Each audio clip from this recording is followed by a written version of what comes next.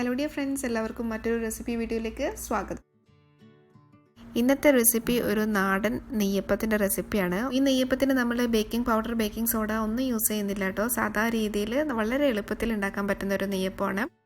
ഇത് എൻ്റെ റെസിപ്പിയല്ല, എൻ്റെ ഉമ്മ ഉണ്ടാക്കുന്ന രീതിയിലാണ് ഇത് ഉണ്ടാക്കുന്നത്.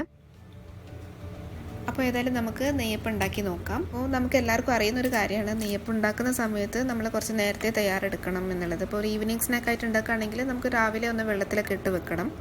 അപ്പോൾ ഒരു 3 മണിക്കൂർ നേരത്തേക്ക് ഞാനിവിടെ പച്ചരി വെള്ളത്തിലിട്ട് വെച്ചിട്ടുണ്ട്. ഇത് 1.5 കപ്പാണ്.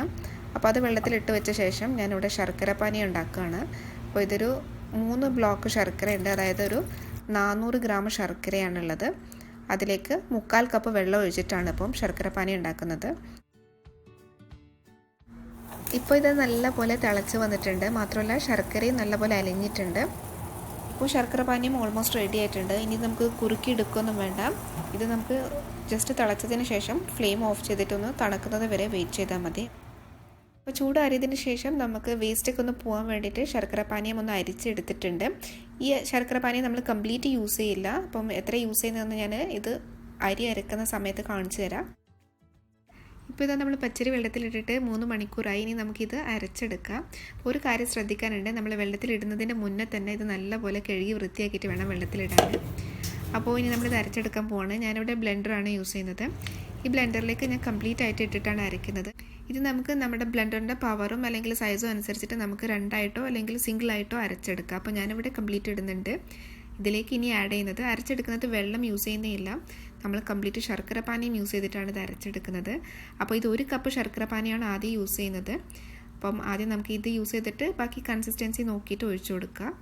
അപ്പോൾ ഇതിലേക്ക് ഇനി ആഡ് ചെയ്യേണ്ടത് ഏലക്കയാണ്. ഞാൻ 3 ഏലക്ക കംപ്ലീറ്റ് ആയിട്ടുള്ള ഏലക്ക ആഡ് ചെയ്തു, അല്ലെങ്കിൽ ഏലക്ക പൊടി ഉണ്ടെങ്കിൽ അതായാലും മതി. പിന്നെ ആവശ്യത്തിന് ഉപ്പ്, ഇതെല്ലാം ചേർത്ത് ഇതായി അരച്ചെടുക്കുകയാണ്.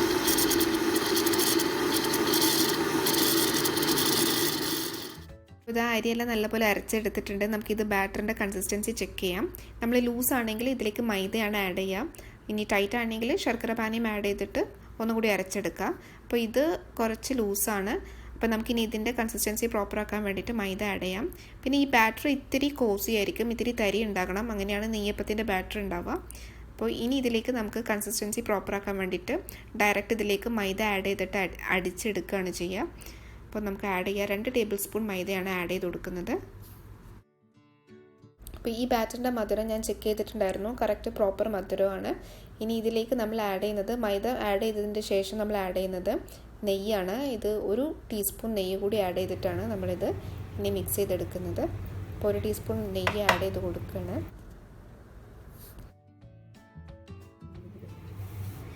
അപ്പോൾ മൈദ എല്ലാം ആഡ് ചെയ്തതിന് ശേഷം നമ്മൾ നല്ലപോലെ ഒന്ന് ബ്ലെൻഡ് ചെയ്തെടുത്തു. അപ്പോൾ ഇനി ഇതൊരു ബൗളിലേക്ക് ഒഴിച്ച് കൊടുക്കുകയാണ്. അപ്പോൾ നിങ്ങൾക്ക് കൺസിസ്റ്റൻസി കാണുന്നുണ്ടാകും, ഒരു മീഡിയം കൺസിസ്റ്റൻസിയാണ്, നല്ല തിക്കല്ല എന്നാൽ അധികം ലൂസും അല്ലാത്തൊരു കൺസിസ്റ്റൻസിയാണിത്.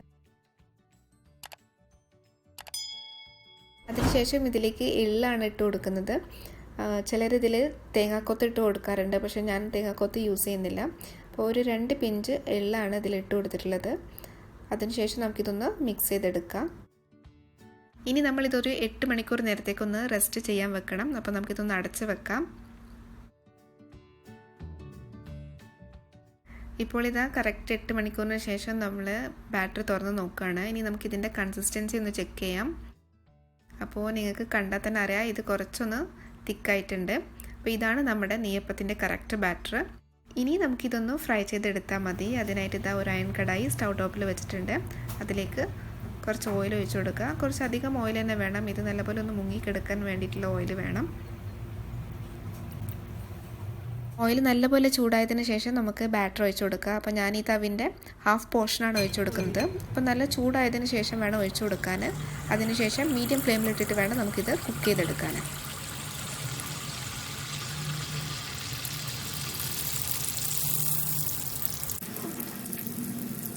അപ്പോൾ നെയ്യപ്പം നല്ല അടിപൊളിയായിട്ട് പൊങ്ങി വന്നിട്ടുണ്ട്.